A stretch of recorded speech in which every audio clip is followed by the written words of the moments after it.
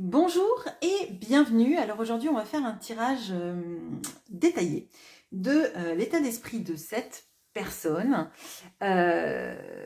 d'abord toute seule vis-à-vis de vous et ceux qui la bloquent réellement. Donc ceux qui la bloquent réellement, c'est pas je dirais les prétextes ou ce que elle met en avant, d'accord? C'est ce qui la bloque réellement, c'est ce qu'on va regarder nous. Alors, on va commencer donc son état d'esprit toute seule, et après on regardera son état d'esprit par rapport à vous. Alors, son état d'esprit toute seule à cette personne. Ok, donc là, on a quelque chose de très labyrinthique. Et on a des pensées plutôt sombres, avec, vous voyez, cette sensation qu'il n'y a pas d'horizon, que le ciel est obscurci et que donc que sortir de son labyrinthe, hein, donc son labyrinthe mental, on va dire, c'est une tâche ardue parce qu'on n'y voit pas grand-chose. Bon, ok, bon. On va étayer ça. Alors, son état d'esprit à cette personne... Alors, là, on a l'impression un petit peu d'être tombé de son piédestal, alors de se sentir un peu le dindon de la farce, je dirais, pardon. Alors, là, on a le lion et, excusez-moi pour les personnes qui sont calées en astro, je crois que c'est le Verseau. Bon, alors... bon, là on va pas se leurrer, c'est quelqu'un qui ne va pas bien, qui a la sensation d'être un peu déchu de son trône, que potentiellement on peut rire de lui ou d'elle. Donc là on pourrait peut-être même avoir quelqu'un qui est, à mon sens, dans une sorte de vexation où tout peut être un prétexte vexatoire, je dirais. Là, quand on voit pas clair et qu'on a l'impression un petit peu que les gens peuvent se moquer de nous, qu'on est tombé de son piédestal, etc., c'est comme si on était en mode, alors pas paranoïaque, mais vraiment, les gens me veulent du mal, ils se moquent de moi, ils me jugent, etc. Bon, c'est très gai tout ça. Alors, qu'est-ce qu'on peut me dire de plus sur l'état d'esprit de cette personne? Ok, bon, bah, on a les chemins. Non, c'est pas les chemins. Non, attendez, si c'est ça. Si, c'est ça. Attendez, hop. Oui, bon, allez. Je suis arrivée à douter de moi-même. Bon, ce qui m'arrive régulièrement, mais en l'occurrence, là, oui, ce sont les chemins. Donc, chemin plus le labyrinthe. Donc, on est dans le labyrinthe, mais qu'est-ce qu'on choisit? On va à gauche, à droite, on risque de se tromper, on risque de tomber de son piédestal, et il y a même cette sensation de l'erreur. En quoi l'erreur, finalement, caractérise qui je suis, ce qu'on va penser de moi, etc. Vous voyez, c'est quelqu'un qui ne se donne pas le droit à l'erreur, là, qui ne se donne pas le droit à réfléchir vraiment à sa vie. Ok, qu'est-ce qu'on peut me dire de plus sur l'état d'esprit de cette personne? Même si je pense que là, c'est quand même assez clair. Ouais. Ouf. Alors là, vous voyez, on se dit, oui, super, 9 de denier. Le 9 de denier, c'est sympa parce que ça nous parle de l'indépendance, mais ça nous parle de la solitude. Là, vous voyez, ça me fait penser à cette phrase, la victoire a 100 pères, mais la défaite est orpheline. Et ce que je ressens là, c'est qu'on a quelqu'un qui sait que potentiellement, il ou elle a des choix de vie à faire, d'accord? Alors, choix de vie n'implique pas forcément choix de personne, hein. Ça peut être changer de travail, changer de façon d'organiser sa vie, changer aussi toutes nos croyances établies, etc., etc. Et là, on a quelqu'un vraiment qui est seul, qui sait et qui a un embranchement à prendre. Mais là, on sent qu'il n'y a pas de ressources mentales. Là, vous voyez, cette sensation d'être dans le brouillard, c'est typiquement ça. Alors, ce qui est intéressant, c'est qu'avec un 10, on a forcément un changement de cycle, Donc, il y a quelque chose qui s'amorce. Là, on a le 9 de denier. Alors, le 9 de denier, il nous parle aussi d'un attrait pour son indépendance financière, d'accord. Moi,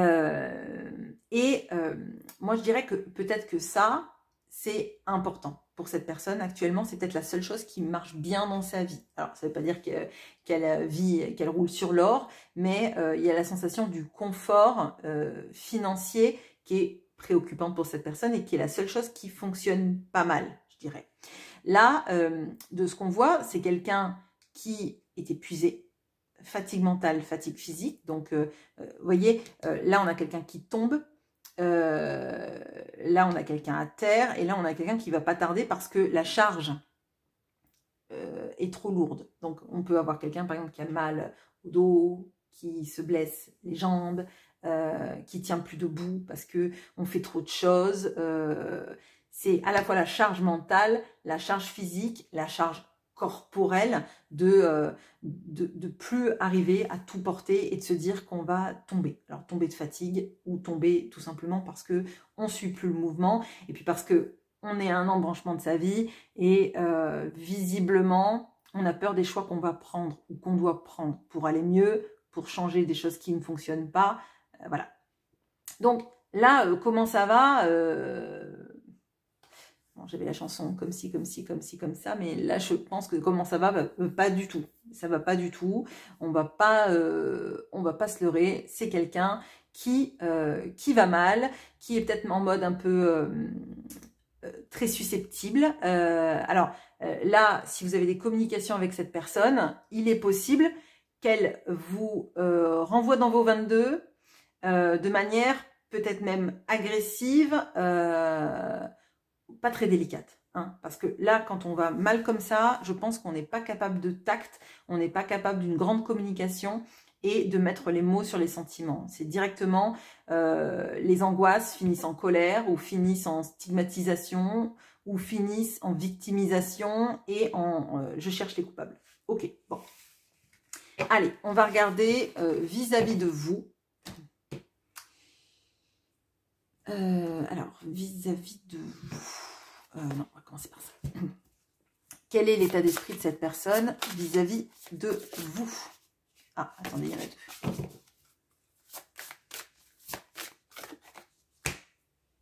deux. Ok.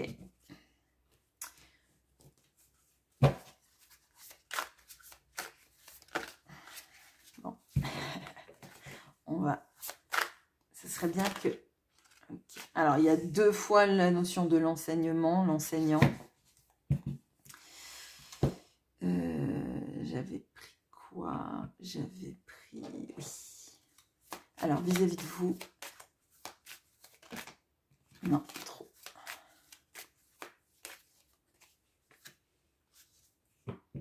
On a la faux. Est-ce que c'est la faux récolte ou est-ce que c'est la faux...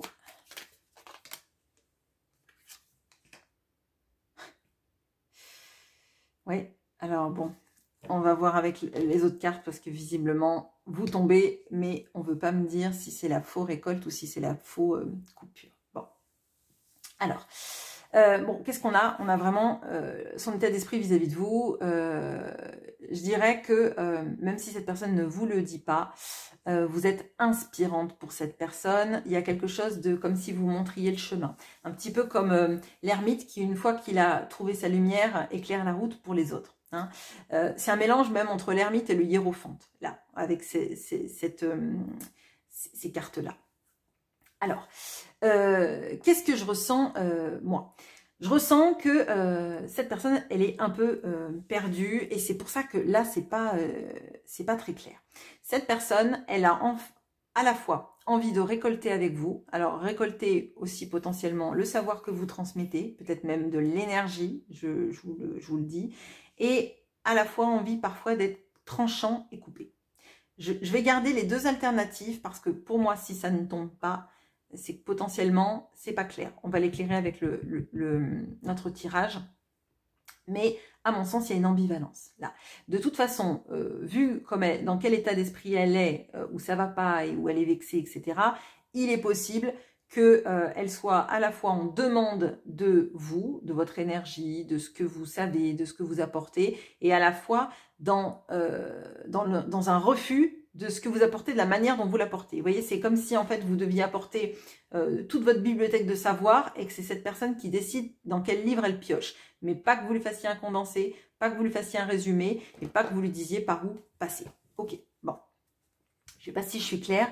Si jamais je ne le suis pas, demandez-moi, je vous réexpliciterai tout ça en commentaire. En tout cas, j'essaierai. Bon. Le paradoxe. Ce paradoxe humain que représente votre autre. Ouais, bon, je ne vais pas en mettre plus. On est vraiment dans ça. Alors, qu'est-ce qu'on a? Vous êtes à la fois son vœu le plus cher et, je dirais, même l'occasion de vivre quelque chose d'assez unique. Comme je dis tout le temps, le 9 de coupe, c'est vous frottez la lampe d'Aladin et un génie en sort qui exauce vos vœux. Et là, c'est son état d'esprit vis-à-vis de vous. Donc, je dirais que vous représentez son idéal, je dirais. Cependant, qu'est-ce qu'on a? On a typiquement le 5 de denier, on a cette sensation de blessure, de rejet. D'accord? Alors, je ne serais pas surprise, et surtout avec un état d'esprit de tomber un petit peu de son piédestal, d'être dans des pensées très limitantes, etc., etc., que cette personne soit en pleine activation de sa blessure de rejet, et donc potentiellement vous rejette aussi par la même, et une attitude pas top vis-à-vis de vous. Hein, je vous le dis. C'est parce que c'est quelqu'un qui n'est pas aligné. C'est quelqu'un qui essaye de garder un équilibre ancien, d'accord, tout en sachant que il faut faire un choix, d'accord, il faut choisir. On ne peut pas aller tout droit là, parce que c'est un mur. Hein, donc continuer dans les mêmes schémas, c'est aller dans le mur. Et ce n'est certainement pas trouver la sortie du labyrinthe. On voit qu'elle est fatiguée, on voit qu'elle est harassée, mais peut-être qu'aussi elle est comme ça parce qu'elle essaye de maintenir une situation à l'équilibre qui n'a pas pour but d'être équilibrée, qui a plutôt même pour but d'aller mieux et d'évoluer. Bon. Là, je dirais qu'on est effectivement dans le grand paradoxe de cette personne qui a besoin que vous soyez là pour lui enseigner des choses, qui a besoin que vous soyez là parce que vous représentez son rêve idéal, je dirais. Mais dans le concret, ça ne se manifeste pas pareil. J'ai l'impression qu'elle a une grosse activation, comme je vous l'ai dit, de sa blessure de rejet et que potentiellement, elle vous rejette par la même, d'accord ? Qu'elle a à la fois envie de récolter avec vous et en même temps de couper. Alors, je dirais presque, c'est elle qui décide quand elle passe de hors creuse à hors pleine. Vous voyez, on peut avoir cette sensation-là que c'est elle qui veut dicter l'influx électrique et l'influx de nouvelles et tout ce qui est de la transmission entre vous. Parce qu'elle, elle veut d'abord garder son équilibre. Mais on voit qu'elle n'est absolument pas équilibrée et on voit que c'est même usant, je pense aussi pour vous d'ailleurs, d'avoir quelqu'un qui est toujours en train d'essayer d'équilibrer son tape-fesse. Hein. J'ai envie de vous dire, je ne vois pas l'utilité, du coup il vaut mieux qu'elle se mette par terre plutôt que sur un tape-fesse si elle veut être... si elle veut ne pas tomber, le mieux c'est d'être sur quelque chose de plat. C'est pas d'être dans une situation déséquilibrante et de refuser d'aller à gauche ou à droite. Bon, ok. Alors, on va regarder quelles sont les raisons de ce vrai blocage. Alors, hop, hop. Quelles sont les raisons de ce blocage? Donc, les vraies raisons et pas forcément celles dont elle parle. Ok.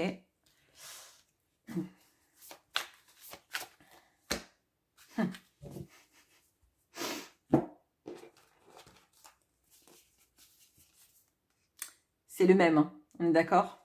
Bon, 78 cartes dans le Symbolone. Hein. Bon, ok, alors, tac, tac, on va prendre.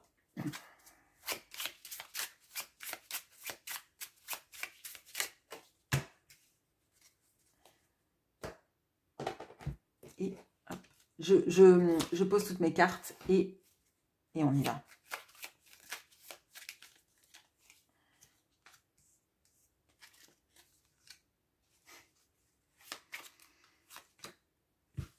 Ok. Ok, bon. Alors, qu'est-ce qu'on a? Alors, on a face à vous quelqu'un de profondément égotique, dans une volonté de tout savoir, de tout comprendre, et je dirais de tout diriger. Bon. On a quelqu'un qui a des grands buts dans sa vie, qui se pose toujours des... Alors, j'allais dire des... Oui, des challenges, j'allais dire même presque des checkpoints. Vous voyez, on avance comme ça et on a la volonté de briller et d'être effectivement sur ce trône. Là, pour moi, on a quelqu'un donc avec un ego extrêmement présent et je ne suis pas du tout pour tuer l'ego. L'ego est important, il nous empêche de nous faire marcher dessus. Par contre, quand c'est l'ego qui nous sert de ligne guide, qu'on croit que c'est l'ego, la lumière de l'ermite, bien on se trompe. Ça brille, mais ce n'est pas une lumière qui nous mène à destination. C'est en fait juste un miroir de ce qu'on aimerait voir. Vous voyez, c'est le miroir d'Harry Potter, le miroir du Riset. Bon, alors, qu'est-ce qu'on a? On a quelqu'un qui a besoin de parler, mais parler de soi, je dirais. Alors, parler de soi, pas dans le sens des sentiments, etc. C'est plutôt parler de soi, de ses accomplissements, d'accord? De ce que cette personne a fait, de ce qu'elle sait faire, de ce qu'elle comprend, de ce qu'elle vit, des endroits où elle va, des choses qu'elle achète, etc., etc. Bon. Il n'y a pas beaucoup de place pour les autres. Alors, à mon sens, c'est un moment de vie. Effectivement, c'est encore très solitaire. C'est, vous voyez, c'est une sorte de quête de la connaissance, de la compréhension, mais pas de la compréhension des autres, de la compréhension de comment réussir, comment... Alors là, vous voyez, on a plutôt quelqu'un qui a besoin de parler en public, d'être écouté, d'être un référent. Hein. On l'a vraiment, avec ce roi, on peut avoir ça aussi, on peut avoir une sorte d'état d'esprit d'empereur. Hein. Mais on voit que c'est quelqu'un qui a quand même du mal à changer sa façon de voir les choses et qui, du coup, se retrouve pendu, suspendu, hein, un petit peu comme on avait avec ce denier, suspendu à l'impression qu'elle arrive à gérer, à l'impression que si elle n'arrive pas à avancer, c'est parce que les autres ne comprennent pas ce qu'elle dit. Et il y a quelque chose vraiment de vouloir capter le regard des autres, mais ne pas accepter, je dirais, de feedback qui ne vont pas la nourrir, enfin, qui ne vont pas la nourrir, qui ne nourrissent pas son narcisse, je dirais. Bon. On voit quand même que là, on a le 3 d'épée, on a quelqu'un quand même qui a le cœur brisé, d'accord? C'est quelqu'un qui n'arrive pas à dire qu'elle a le cœur brisé et pourquoi elle a le cœur brisé. On voit qu'elle aime parler, mais qu'elle n'aime pas forcément parler de son intériorité, juste peut-être de ce sentiment qu'elle va mal, mais sans arriver à décortiquer ça et surtout sans arriver à trouver des moyens d'action de s'apaiser. On peut avoir quelqu'un qui dit qu'elle va mal et qui fuit, qui va mal et qui se tait, mais pas quelqu'un qui dit qu'il va mal et qui trouve un moyen thérapeutique de s'en sortir. Vous voyez, comme s'il y avait une inéluctabilité du fait qu'on va mal et que pour aller mieux, il faut fuir la source de ce qui ne va pas. En l'occurrence, potentiellement, cette sensation de ne pas être sur un piédestal. Et peut-être qu'elle a l'impression aussi, vis-à-vis de vous, de ne plus être sur un piédestal, peut-être parce que vous l'avez mis, vous, pendant longtemps sur un piédestal, et vous voyez qu'en fait, vous ne faites pas partie de la salle du trône. Quoi. Donc, vous voyez quelqu'un sur un piédestal, mais à l'extérieur du château, à l'extérieur des douves, et à l'extérieur du pont-levis, peut-être même du mur d'enceinte. Bon, ok. Là, on a 6 de bâton, le roi, les accomplissements. On a quelqu'un qui vraiment a besoin de plaire, a besoin de... Alors, plaire, une fois de plus, c'est pas plaire à d'autres femmes ou à d'autres hommes. Hein. C'est plutôt plaire, regardez-moi, j'existe, là, on a plutôt voilà, la faille narcissique à remplir, hein, je vous le dis, et je pense que c'est la faille de San Andreas, hein, ou la fosse des Mariannes. Hein. Bon. Alors, là, c'est ça, la vraie raison, en tout cas pour les gens qui s'identifient à ce tirage. Ça va pas être que vous avez fait du mal à cette personne, ça va pas être qu'elle vous aime pas, ça va pas être, etc. Enfin, faut vraiment vous identifier au tirage, et ça, je vous le redis, mais c'est important. Ok, alors, bon, là, j'ai l'impression que vous ne pouvez pas faire grand-chose, hein, mais on va regarder un conseil pour vous, en tout cas. Un conseil pour vous.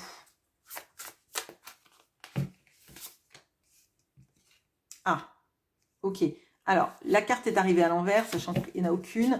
C'est l'énergie bloquée. Et elle est en l'envers, donc il y a une histoire de justement de permettre aux énergies de se débloquer. Et pour vous, parce que, vous voyez, cette voiture, elle est embourbée, mais il y a un arc-en-ciel. Et l'arc-en-ciel, en fait, il vous dit que ça va s'arranger et que vous, si vous vous sentez très fatigué, si vous avez l'impression que vous n'arrivez pas à mener à bien des choses dans votre vie, que vous avez l'impression d'être bloqué, c'est pas en débloquant les énergies avec cette personne que ça peut marcher, parce que je dirais que vous n'avez pas la main. La seule chose sur laquelle vous avez la main, c'est débloquer vos énergies à vous et vous permettre déjà de pas rester bloqué. Mais c'est vraiment ça en fait, de rester bloqué au sens propre comme au figuré. C'est incroyable. Bon. Enfin, le roi, je crois qu'il est présent que sur 3 cartes. Hein. Bon. Alors, là, c'est intéressant. Pourquoi? Parce que on a le roi, mais c'est un roi c'est un acteur qui joue le rôle d'un roi. On a le lion, on a le gémeau, et le gémeau, donc c'est Mercure. Mercure qui nous parle de la communication, et qui nous parle en fait de la personne qui se rend compte que le roi, enfin l'acteur, joue le rôle du roi, mais ce n'est pas un roi. C'est un roi qui se croit peut-être roi, comme on le voit sur le piédestal, sur son trône, pardon, et aussi qui voit que le roi est tombé du piédestal, parce que vous savez que le roi n'est pas un roi, que le roi est un acteur qui joue le roi, donc c'est quelqu'un qui joue la personne extrêmement égotique, qui en a besoin pendant un moment, mais que ça ne caractérise pas nécessairement cette personne. Vous voyez aussi que cette personne, à certains moments, elle ne sait plus vraiment comment jouer son rôle. Là, vous voyez, c'est quelqu'un qui a un souffleur et qui a aussi son texte. C'est pas un décret qu'il est en train de lire, c'est plutôt son texte. Qui je suis, comment j'incarne cette personne, comment j'y arrive. En fait. Comment j'arrive à garder mon rôle alors que je le connais pas, je le connais à moitié, ou parfois j'ai l'impression que je suis ce roi, et puis parfois je réalise que je suis l'acteur, mais finalement j'aimerais tellement plus être le roi que l'acteur qui joue le roi. Vous voyez, c'est ça. Donc là, moi, dans ce conseil-là, on vous parle de la lucidité. Alors, je vais dire de la lucidité du Gémeaux, mais les gens qui n'aiment pas les Gémeaux diront que les Gémeaux sont pas lucides, mais il y a quelque chose sur le fait de percuter de manière analytique vis-à-vis de ce qui se passe. Là, en débloquant vos énergies, tout ce qui est analytique, ça permet à tout ce qui est analytique, pardon, de surgir de tout cela et d'arriver à être dans une cohérence et une compréhension de tout ce qui se passe.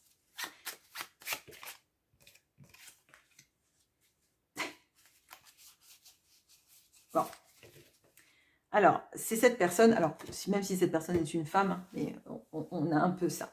Alors, c'est cette personne qui est tombée aussi à l'envers, d'accord? Alors, là, ça me parle quand même beaucoup de vol énergétique. Je sais pas, mais en tout cas, de toute l'intensité que vous mettez à réfléchir à cette personne, à comment l'aider, à comment faire en sorte que cette relation se remette sur les rails, je dirais que c'est ça qui vous draine. Alors, ça ne veut pas dire que vous devez oublier cette personne, ça ne veut pas dire que vous devez tirer un trait sur cette personne, ça veut dire qu'à un moment donné, en fait, c'est elle-même qui bloque sa voiture, que vous, votre voiture n'était pas embourbée, mais en venant l'aider, vous vous embourbez aussi. Je ne sais pas si je suis claire, mais c'est vraiment ce que je ressens. vous pouvez pas, en fait, lui souffler son texte, apprendre son texte à sa place et incarner le roi pour elle, enfin, incarner le marchepied ou le piédestal pour que cette personne puisse vous monter dessus et, enfin, bon, bref. Voilà, vous ne pouvez pas être un marchepied. Bon.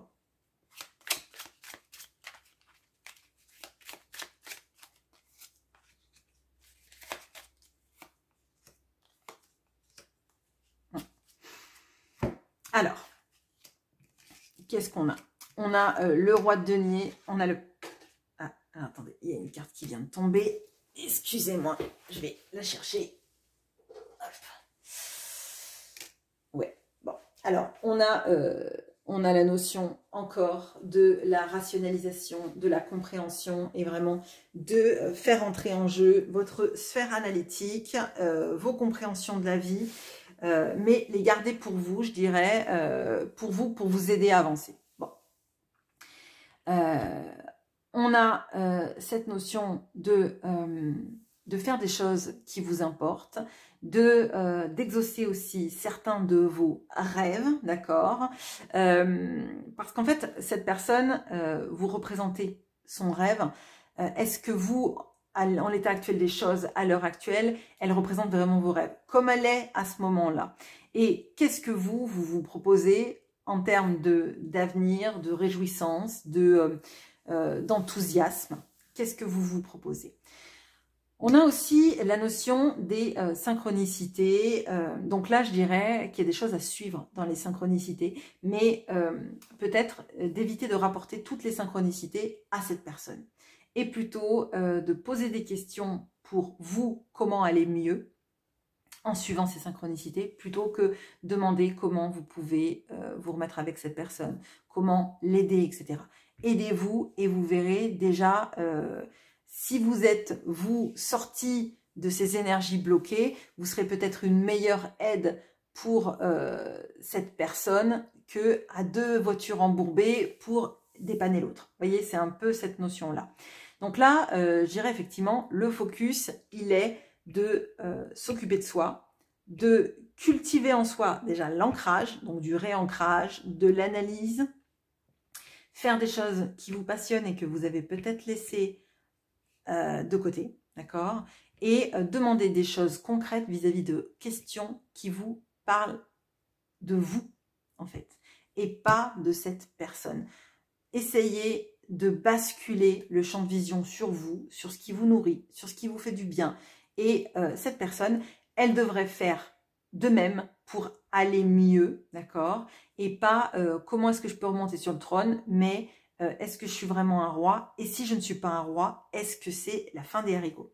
Là, pour moi, il va falloir que cette personne, elle se fasse aider à sortir de ces manipulations mentales, je dirais, du fait de suivre son ego et de sentir que dès qu'on n'est pas à la hauteur, les gens vont nous juger, vont nous rabaisser, etc., etc.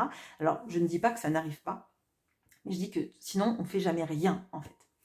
Voilà, bah écoutez, j'espère que ce tirage vous aura parlé. Je vous retrouve avec grand plaisir en commentaire et à bientôt.